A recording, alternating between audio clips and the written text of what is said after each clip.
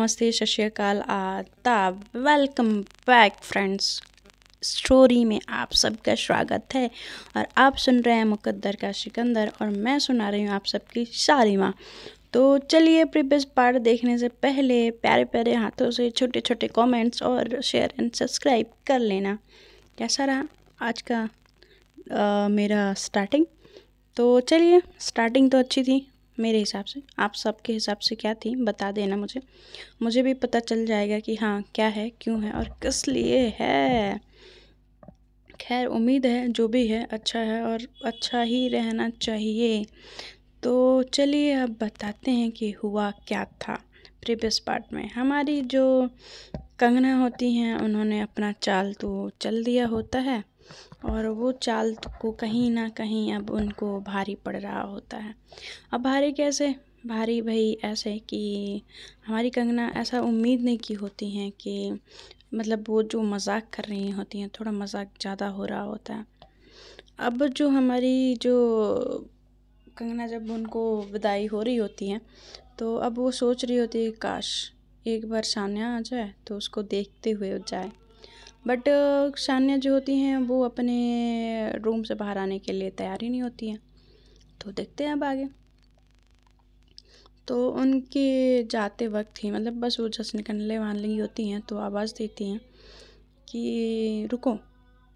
तो जब वो रुकने की आवाज़ सुनती हैं तो इतना धीरे नहीं बोलती हैं, कहती हैं वो बहुत ज़्यादा लाउडली बोलती हैं कि रुको, ऐसे वाला।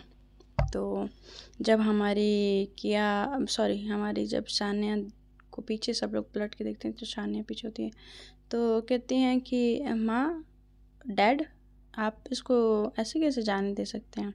आखिर ये हमारे घर की होने वाली बहू है।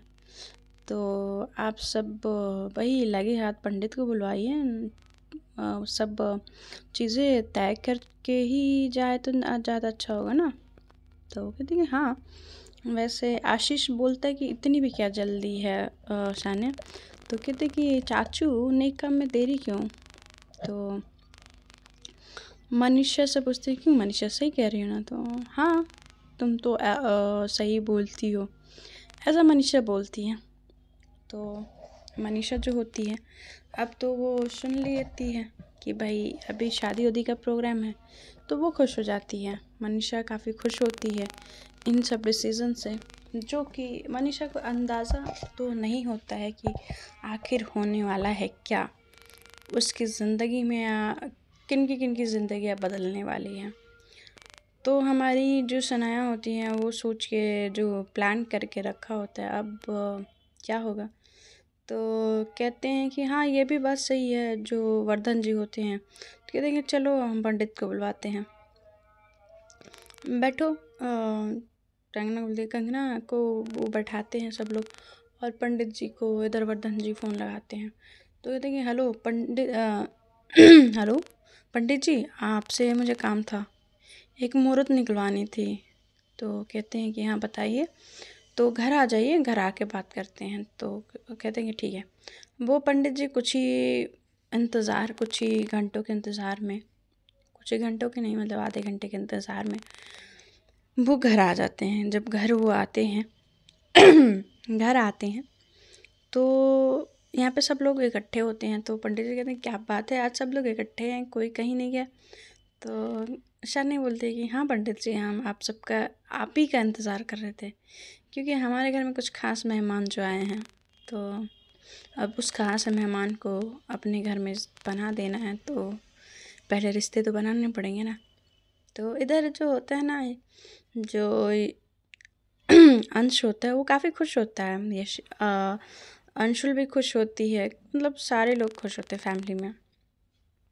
दादा दादी, वर्धन जी, यशी जी, सीमा और थोड़ा आशीष का वो नहीं होता है, उसको ये लगा होता है कि थोड़ा तो वक्त चाहिए जानने समझने के लिए। तो इधर जो शान्या बोलती है क्या हुआ चाचू, आप इतना टेंस क्यों लग रहे हो? तो कहते हैं कि इतनी जल्दी भी क्या करना है, थोड़ा रुक के करते हैं ना शान्या, क्या पता लड़की कैसी है क्या नहीं है, मतलब कैसे परिवार से आती है। तो कहते हैं कि डोंट वरी, मैंने सब कुछ पता लगा लिया है। तो कहते हैं कि अगर तुम कह रही हो तो चलो, तुम पे भरोसा है। वो मान जाते हैं। वो लोग दबी आवाज़ में काफ़ी धीरे धीरे बात कर रहे होते हैं। तो ये सब बात ख़त्म होने के बाद पंडित जी कहते हैं कि कुंडली लाइए लड़के की। तो कुंडली उनकी माँ सीमा जी लेके आती हैं। इधर सब फिक्स करने के लिए तैयार होते हैं। तो कहते हैं कि लड़के की कुंडली। तो हमारी जो मैडम होती हैं कंगना, उनकी कुंडली नहीं होती है। तो उनकी कुंडली नहीं होती है तो पंडित जी ओरली उनके जो नाम से ही गणना करके बता देते हैं कि ये दिन शुभ है, इस दिन शादी कराने के लिए और इस दिन एंगेजमेंट करने के लिए। तो उनकी जो एंगेजमेंट होती है वो 2 दिन की बात की होती है और 4-5 दिन के बाद ही शादी का डेट होता है। तो ये दिन बड़े शुभ हैं। वो बताते हैं कि ये जो जोड़ी है ना, अगर इस दिन शादी और होती है तो इन दोनों का रिश्ता बहुत ही पक्का होगा। तो कहते हैं कि ठीक है। कंगना टेंशन में आ जाती है। तो वर्धन जी कहते हैं कि कंगना क्या हुआ, कुछ प्रॉब्लम है? तो कहती है कि नहीं अंकल, कोई प्रॉब्लम तो नहीं है, बट इतनी जल्दी सारी तैयारियां कैसे होंगी? तो कहते हैं कि उसका तुम टेंशन ना लो और हम अपनी मॉम को बोलना कि इन सब चीज़ों की टेंशन ना ले और तुम भी मत लो, सब हो जाएगा। इधर जो होती हैं जो हमारी शाना कहती कि अरे जब ससुराल वाले इतने अमीर हैं तो तुम्हें टेंशन करने की क्या ज़रूरत है कंगना। तो जब वो टून काटती है धीरे से तो यशी को लगता है, सॉरी सान्या को लगता है कि उसने सुना नहीं है, बट उसकी मॉम ने ये सुन लिया होता है। तो वो जाती है शान्या को बगल में करती है और साइड में लाके और बोलती है कि ये क्या बकवास कर रही हो शान्या। तो उसकी मॉम से जो उसकी मॉम होती है उसके मुंह से सनी की जगह पे शान्या सुनती है। तो वो थोड़ा सा वो हो जाती है कि वो समझ चुकी होती है कि वो गुस्से में है। तो कहती है कि मॉम क्या हो गया, आप गुस्से में क्यों हो? तो कहती हैं कि ये बदतमीज़ी है ना, करना बंद करो। मैं देख रही हूँ कि तुम उसके साथ बदतमीज़ी किए जा रही हो। तुम्हें अगर उससे कुछ प्रॉब्लम है तो सीधे सीधे बोलो, ना कि ऐसे घर बुला के बेइज्जत मत करो उसको। तो कहती कि मैंने क्या किया मॉम? तो कहती कि तुम्हें अच्छे से पता है कि तुमने क्या किया है और मैं तब से देख रही हूँ। तो उसकी मॉम जो होती हैं वो काफ़ी ज़्यादा नाराज़ होती हैं उस बात से, जब वो बात बोली होती है। तो इधर कंगना टेंस होती है कि शादी के लिए वो तैयार नहीं होती है, वो अब बोले कैसे? बट वो रिलेशनशिप में होती है और वो शादी करना चाहती है नहीं करना चाहती उसको कुछ नहीं पता होता है क्या है। और इधर शान्या उससे इतनी नफ़रत क्यों कर रही है उसको ये भी जानना है। मतलब सारी चीज़ें उसके दिमाग में ना बहुत सारी चीज़ें मिक्स हो चुकी होती हैं। कंगना सोच रही होती है कि ठीक है, जो हो रहा है होने देते हैं, जो होगा वो सो देखा जाएगा, ऐसे वो सोच रही होती है। दिन निकल के आ जाता है और इधर वर्धन जी कहते हैं कि एक काम करो कंगना, तुम अपनी मॉम का नंबर दे दो, मैं उनको बता दूंगा, इन्फॉर्म कर दूंगा। तो पहले तुम जब बात कर लेना तो मुझे बता देना, फिर मैं उनसे बात कर लूँगा। तो कहती हैं कि ठीक है अंकल, मैं माँ से बात करके आपको बता दूंगी। इधर अब सब लोग खुश हो जाते हैं, इधर बधाइयाँ एक दूसरे को देते हैं और इधर जो अंश होता है वो भी खुश हो जाता है। और इधर अंशल कहते कि अब वाह वाह लगे हाथ, फर्स्ट मीटिंग सब कुछ सेट। क्या बात है भाई, तू तो बड़ा फास्ट निकला यार। तो चुप कर, बकवास नहीं कर, ऐसे छेड़ रहे होते हैं। और इधर अंश जो होता है काफ़ी खुश होता है। अब खुश होता है तो वो कंगना के साथ एक फ़ोटो जो लिया होता है सेल्फ़ी वो निकालता है और वो पोस्ट डालता है कि फाइनली मैंने जिससे प्यार किया वो मुझे मिल रहा है। ऐसे करके वो पोस्ट डालता है। जब वो पोस्ट उस पर शेयर सब्सक्राइब करता है, मतलब लोग करते हैं, काफ़ी वायरल होता है उसका फ़ोटो। काफ़ी दोनों अच्छे लग रहे होते हैं साथ में। सब लोग उसको बधाइयाँ दे रहे होते हैं। इधर वो खुश होता है कि उसकी ज़िंदगी में सब कुछ अब पूरा होने वाला है। अब उसको क्या पता कि उसके ज़िंदगी में क्या गड़बड़ होने वाला है। खैर वो तो उसको नहीं पता, मगर हमारी जो शानिया होती हैं वो सोच के बैठी होती हैं कि आखिर करना क्या है। इधर मनीषा सोच रही होती है कि इनकी शादी हो जाएगी तो शायद कुछ मेरा हो पाए इसके साथ। जो शानिया होती हैं वो मनीषा को बिल्कुल भाव नहीं दे रही थी, उनका पूरा ध्यान कंगना पे होता है। कंगना का ध्यान वो शानिया पे होता है। कहती कि ये करना क्या चाहती है और मुझे समझ क्यों नहीं आ रहा है। ये पक्का कुछ तो करने वाली है या कुछ तो उसके दिमाग में चल रहा है जो मुझे समझ नहीं आ रहा है। भोली सी शकल शैतान की खोपड़ी है, कड़वा करेला। तो ऐसे बोल रही होती है मन ही मन। तो अब कहते कि अब चलें। तो कहते कि वर्धन जी बोलते कि अंश छोड़ के आओ। तो कहते कि जी पापा। तो वो बोलता है और कहते कि चलो। और इधर घर में खुशी का माहौल, मिठाई उठाई एक दूसरे को खिला रहे होते हैं, एकदम अलग ही लेवल जा रहा होता है।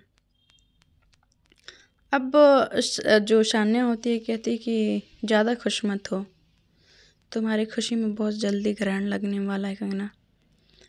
तो वो अपने मन ही मन ये बोल रही होती है। इधर जो हमारी मनीषा होती हैं वो बोलती हैं कि अब तो तुम खुश हो ना, अब तो तुम्हारे भाई की शादी होने वाली है तो तुम भी अपने लिए दुल्हन ढूंढ लो। तो कहती है कि क्यों, मुझे दुल्हन की क्या ज़रूरत है। तो कहती हैं कि ऑफ कोर्स किसी से तो प्यार हुआ होगा ना तुम्हें। तो कहती हैं कि हाँ मुझे प्यार हुआ है, मगर इतना भी नहीं कि मैं अंधी होकर शादी कर लूँ। तो कहती कि कितनी ख़राब हो शानिया। तो कहती कि बहुत, तुम्हें अब पता चला मनीषा। तो कहती कि हद होगी, देखो जान मुझे अपना बना लो, नहीं तो सोच लो तुम्हें चाकू की नोक पे उठा के लेके जाऊंगी।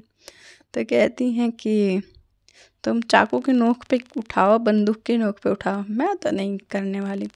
वो वहाँ से भाग जाती है और मनीषा उसको चिल्लाती रह जाती है। तब ये दोनों जो कार में जा रहे होते हैं, अंश जो होता है वो कंगना का हाथ पकड़ता है, कंगना का हाथ अपने हाथों में होल्ड करता है, उसको काफ़ी अच्छा लगता है। और जो इधर कंगना होती है उसको ये चीज़ें नहीं अच्छी लग रही होती हैं कि वो जैसे उसका हाथ होल्ड कर रहा होता है या टच कर रहा होता है, क्योंकि अभी उनका रिलेशन अभी थोड़ा टाइम ही पहले स्टार्ट हुआ होता है। इतनी जल्दी जल्दी शादी, इंगेजमेंट, ये सब सारी चीज़ें हो जाती हैं। तो इस वजह से उन सब में ये सारी चीज़ें उनको गड़बड़ लगती है कि मतलब इतनी जल्दी क्या है, थोड़ा रुक जाते हैं। तो वो अंश को बोलती है कि अंश मुझे ना यहीं मार्केट में उतार दो, थोड़ा सा काम था मुझे। तो कहता है कि क्या काम है, चलो मैं भी साथ चलता हूँ। तो कहते कि नहीं नहीं, मैं अकेले जाना चाहती थी, मुझे थोड़ा सा पर्सनली काम है, तो तुम जाओ मैं चली जाऊँगी। वो वहाँ पे मार्केट में उतर जाती है और मार्केट से वो चली जाती है। कहती कि उसको अपनी फ्रेंड से मिलना है और बहुत थोड़ा बहुत काम भी है। तो वो कहता है कि ठीक है जाओ। वो जाने देता है। वो उसके बाद वो छोड़ के जब आता है तो उसकी माँ जो होती हैं वो कहती है कि बेटा छोड़ा है। तो कहते हैं कि हाँ माँ मैं छोड़ा है। तो इतनी जल्दी कैसे छोड़ा है। तो कहते हैं वो मार्केट में उतर गई थी, वो बोली कि कुछ पर्सनल काम है उसको, उसकी फ्रेंड से मिलना है, तो इसीलिए मैं जल्दी आ गया। तो कहती हैं कि ठीक है तुम एक काम करो, जाके आज शॉपिंग चले जाओ, शाम को बोल देना कंगना को कि वो भी शॉपिंग चली जाए साथ में। सीमा जी बोलती हैं। इधर संध्या जी कहती हैं कि भाई हम लोगों को भी शॉपिंग जाना है, तो हमें शॉपिंग कौन लेके जाएगा। तो वर्धन जी बोलते हैं कि शान्या। तो कहते हैं कि जी डैड, तो सबको शॉपिंग लेके जाना है और आप लेके जाएंगी। तो कहती हैं कि जी डैड। उसको इस बात की बिल्कुल खुशी नहीं होती है। तो कहती है चल मनीषा मैं तुझे उधर छोड़ दूँगी। तो कहती है तू कैसी है यार, तुम मतलब मुझे ले जाके सिर्फ छोड़ेगी, शॉपिंग नहीं कराएगी। तो कहती हद हो गई है यार, तेरे पास पैसे की कमी है कि तुझे शॉपिंग कराने के लिए मैं लेके जाऊँ। तो कहते हैं कि हाँ ठीक है नहीं है, बट फिर भी मैं चाहती तू मुझे शॉपिंग कराए। तो कहती है कि मैं तेरी वाइफ नहीं हूँ, समझी, मैं तुझे शॉपिंग पे लेके जाऊँगी। तो कहती है कि हस्बैंड बन जा। तो वो कहती कि तेरी बिल्कुल नहीं। तो वो कहती कि हद है यार, हद है। और वो दोनों का अलग ही लेवल चल रहा था। और इधर जो उनकी दादी होती हैं, उनकी माँ होती हैं, चाची, सबको वो बैठाती हैं और कार स्टार्ट करती हैं और कहती हैं कि चलो भाई महिला मंडल, आप सबकी ये शॉपिंग का जो लिस्ट है इतनी जल्दी तो ख़त्म होगा नहीं, 2 दिन बाद आप सब भाई अलग ही लेवल पे जाने वाली हो। इधर तैयारियां होने लगती हैं। इधर जो हमारी कंगना होती हैं वो परेशान होती हैं। उनकी एक फ्रेंड होती है जो कि कविता, मैंने बताया था स्टार्टिंग में, उनकी फ्रेंड होती हैं। वो उनके पास जाती हैं और कहती हैं कि यार कविता। तो कहती हैं कि हाँ क्या हुआ, इतनी परेशान क्यों, घबराई हुई क्यों लग रही। कह रही यार एक गड़बड़ हो गई। तो कहती है कि क्या गड़बड़ हुई। मैं ना, वो अंश है ना, मैंने तेरे को बताया था एक लड़का अंश है, काफ़ी अमीर परिवार से है। तो कहती है कि हाँ। तो उसकी जो बहन है ना, पता है तुझे कौन है। तो कहती है कि कौन है। तो कहती है शानिया यशवर्धन शाश्वत अग्रवाल वो। तो कहती है कि क्या। तो कहती है हाँ। तो वो कहाँ से आ गई इतने टाइम के बाद। तो कहती है कि मुझे भी नहीं पता था यार कि उसकी बहन शानिया है। तो कहती है मुझे पता था तू कुछ ना कुछ गड़बड़ करेगी। तो कहती है यार मुझे नहीं पता था, सच में नहीं पता था, पर पता नहीं क्यों यार वो मुझसे चिड़ी हुई है। तो कहती है कि तूने ज़रूर कुछ किया होगा। नहीं, मैं उसको जब लास्ट टाइम देखा था उसके बाद से कभी मिली ही नहीं। तो कहती है कि सच बता रही है। तो कहती है कि हाँ यार मैं सच बोल रही हूँ, मैं मजाक क्यों करूँगी, तुझे लगता है कि मैं इन सब मामलों में मजाक कर सकती हूँ। तो कहती है कि नहीं, वो तो मुझे यकीन है कि तू नहीं करेगी। तो कहती है कि बस फिर। तो कहती है कि अब क्या करें। तो मुझे नहीं समझ आ रहा है यार कि मैं क्या करूं, आखिर ये सब मैटर मेरे साथ ही क्यों होता है। तो कहती है कि क्योंकि तू, पता है कौन है, कंगना हमेशा लड़ती रहती है। अब पता है तुझे एक और न्यूज़ दूँ। तो कहती कि हाँ बोल, बस शॉक्ड मत देना। तो कहती कि पता है वो मेरी ना शादी भी फिक्स हो गई। तो कहते कि क्या। वो हंसने लगती है कि तू एक मीटिंग में शादी फिक्स करके चले आई। तो कहते कि हाँ यार उसके घर वाले ऊपर से वो सानिया दिमाग ख़राब करके रखी हुई है। और पता है और तो और वो मनीषा भी वहीं पे है। तो कहती हैं कि ओ माय गॉड, तेरी लाइफ में तो भाई एक फ़िल्म बन जाएगी। तो कहती है कि फ़िल्म, यश राज की फ़िल्म बन जाएगी, पूरा फुल ऑन ट्रेजेडी ड्रामा और कॉमेडी के साथ। तो कहती है कि अच्छा अभी आगे नेक्स्ट क्या करेगी तू। तो कहती है हंसना बंद कर। तो कहती है कि अच्छा ठीक है मैं नहीं हंस रही। तो कहती है कि तू अब बताएगी क्या करना है। तो कहती है कि अरे यार मैं क्या बताऊँ, तू शादी फिक्स करके आई है और सब, चल शॉपिंग पे चलते हैं। तो तब तक उसमें यश का अंश का फ़ोन आ जाता है। बोलता है कि शाम को शॉपिंग चलना है, तो क्या तुम चल रही हो क्या मेरे साथ। तो कहती है कि शॉपिंग क्यों। तो कहते हैं कि हमारी 2 दिन के बाद सगाई है, तुम भूल गई क्या, शॉपिंग नहीं करना। तो माँ ने बोला है कि शॉपिंग कराने को, तो शाम को तैयार रहना, मैं पिक कर लूँगा। तो कहता है कि कहते कि ठीक है। अब वो फ़ोन रख देती है। अब उसकी सट्टे पिट्टी गल हो गई है। अब वो बेचारी क्या करे। अब ये तो वो उसको समझ ही नहीं आ रहा होता है कि भाई ये क्या चल रहा है मेरे लाइफ में, कभी कुछ हो रहा है कभी कुछ हो रहा है, अभी अभी शॉपिंग एंगेजमेंट, अभी बस यार बस बस ऐसा ना करो यार, मेरी ज़िंदगी को ऐसे मत बढ़ाओ। तो अब ये सोचे जा रही होती कि अब क्या करे अब क्या करे। बस उसके ज़िंदगी में नर्क मची हुई होती है और उस नर्क को वो अब कैसे समेटेगी कंगना, वो तो अब उसको पता था। इस गाने पे एक मतलब इस सिचुएशन पे एक गाना याद आए कि हाँ, अल्लाह बचाए जान की रज़िया गुंडों में फंस गई, ऐसा वाला कंगना का हाल हो चुका होता है। खैर वो जो हाल होता है वो खुद ही उस हाल की ज़िम्मेदार होती है। फिर वो कहती है कि आखिर प्रॉब्लम क्या है, तेरे को शादी करनी है। कविता बोलती है। तो कहती है कि हाँ। तो कहती है कि फिर तू अंश को पसंद करती है।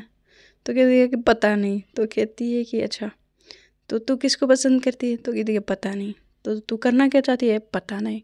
तो तू उसके घर क्यों गई थी, पता नहीं। तू मतलब वो सारे पता नहीं करती। तो कहती है तुझे पता क्या है, हाँ, तो अब ऐसे बोले जा रही है, पता नहीं पता नहीं पता नहीं, अब तू मेरा दिमाग ख़राब कर रही है। तो कहती है कि तुझे पता है मेरा दिमाग कितना ख़राब हो रहा है।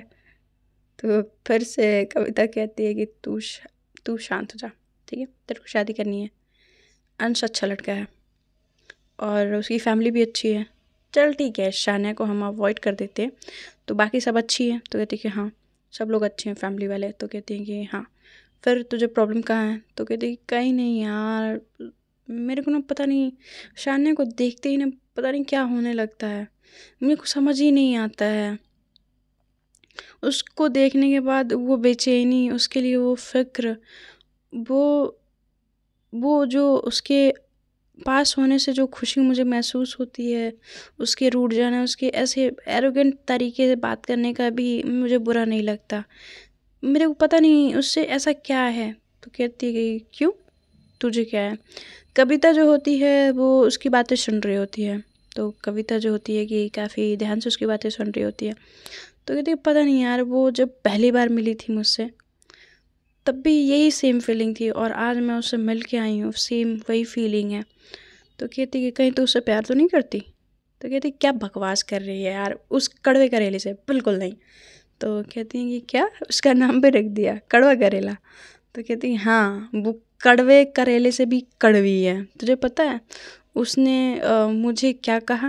तो कहती क्या, कि मुझे जल्दी थी किसी को हाँ करने की, कि किसी ने प्रपोज़ किया और मैंने उसको हाँ बोल दिया। तो कहती है कि बट ये बात उसको कैसे पता। तो कहती है अरे यार पता नहीं ये कब की बात है, मुझे तो याद ही नहीं है। तो कहती हैं कि इसके पीछे कुछ तो बात होगी ना, जब उसने बोला है तो ऑब्वियसली कुछ तो हुआ होगा। तो कहती है कि पता नहीं यार वो उसके दिमाग में क्या चलता रहता है, क्या वो सोचती रहती है। एक तो पहली जब मैंने उसको देखा था ना, तो हमेशा वो लाइब्रेरी में मिलती थी, और अभी जो मैंने देखा ना, वो हमेशा नाक पे गुस्सा लेकर घूमती है, पता नहीं क्या ही उसका सीन है। तो कहती हैं कि फिर अब क्या करेगी। तो कहती है कि पता नहीं यार, जो कविता ने बोला होता है कि कहीं तो उससे प्यार तो नहीं करती। कंगना के दिमाग में ये बात बढ़ जाती है कि मैं क्या उससे प्यार करती हूँ, और अब हमारी शादी उसके भाई से होने वाली है। नो, नहीं नहीं नहीं नहीं, प्लीज़ प्लीज़ प्लीज़ कविता ये मत बोले यार, तूने अभी क्या बोला। तो कहती है कि तू कहीं उससे प्यार तो नहीं करती। तो कहती है यार shit shit shit shit shit, नहीं ये नहीं हो सकता, पक्का तू श्योर है कि ये सब सिम्टम्स प्यार के हैं। तो कहती है कि ऑफ कोर्स यार ये सारी चीज़ें प्यार में ही होता है। तो कहती हैं कि अब मैं क्या करूँ। तो कहती कि मुझे क्या पता कि तू क्या करेगी, तो क्योंकि तूने सारे रायते फैलाए हैं। तो कहती कि यार तू कैसी फ्रेंड है। तो कहती कि जैसी तू सोचती है। तो जो कविता होती हैं वो थोड़ा फन वे में ले रही होती है, कहती है मैं सीरियस हूँ, सीरियस डैम। तो कहती है कि हाँ ठीक है तू सीरियस है, मैं भी सीरियस हो जाती हूँ। तो देख अभी तूने जो ये सारे रायते फैला के आई है, या तो तू उसको समेट ले या तो उसको ऐसे फैल लेते, ठीक है। तू शादी कर ले अंश से, तू शानिया को मार गोली और आगे बढ़ जा। तो कहती कि कैसे आगे बढ़ जाऊँ, शानिया मेरे सामने रहेगी। तो कहती है कि बट तू उससे प्यार करती है कि नहीं करती है, तू श्योर भी तो नहीं है ना। तो कहती कि हाँ यार ये भी है। तो कहती कि अभी तू, तेरे पास टाइम है, तू मना कर सकती है शादी के लिए अगर तुझे नहीं करना है। तो कहती कि पर रीज़न क्या दूँ। तो कहती हैं कि पॉइंट है, रीज़न क्या देगी। तो वो दोनों सोचने लगते हैं, एक का दूसरे साइड घूम रहा होता है तो एक उसके दूसरे साइड घूम रहा होता है। वो दोनों अपने दिमाग को चला रहे होते हैं, तब तक उसके फ़ोन पे फ़ोन आता है। तो वर्धन जी का होते थे, कहते हैं कि बेटा तुमने मॉम से अपनी बात कर ली। तो कहती है कि अंकल अभी मैंने नहीं बात की है। तो कहते हैं कि बात कर लो और मुझे बताओ, क्योंकि 2 दिन में एंगेजमेंट है, तो मुझे जल्दी ही बात करनी होगी, क्योंकि तुम्हारे फैमिली में कोई और नहीं है, तुम्हारी माँ ही है, तो उनसे बात तो करनी होगी ना सारी तैयारियाँ स्टार्ट करने से पहले। तो कहती हैं कि जी अंकल। वो कहते हैं कि एक काम करो, तुम कॉन्फ्रेंस पे ले लो अपनी माँ को, मैं वहीं पे बात कर लूँगा। तो अब वो क्या कहें, अब वो अपनी माँ को फ़ोन लगाती हैं और कॉन्फ्रेंस करने से पहले वो बोलते हैं कि माँ वो ये अंश है ना। तो कहती है कि हाँ, तो उसकी फैमिली वालों ने मुझे पसंद किया है और वो अंकल आपसे बात करना चाहते हैं। तो कहती है ठीक है बेटा बात कराओ। तो वो जो होती हैं वो बात कराने के लिए कॉन्फ्रेंस करती हैं। तो वर्धन जी बोलते हैं नमस्ते बहन जी। तो कहते हैं कि नमस्ते भाई साहब। तो कहते हैं कि मैं आप सबसे निवेदन करूँगा कि आप मेरी बात को विनम्रता से सुनेंगी। तो कहती हैं कि हाँ हाँ बोलिए ना। तो मैं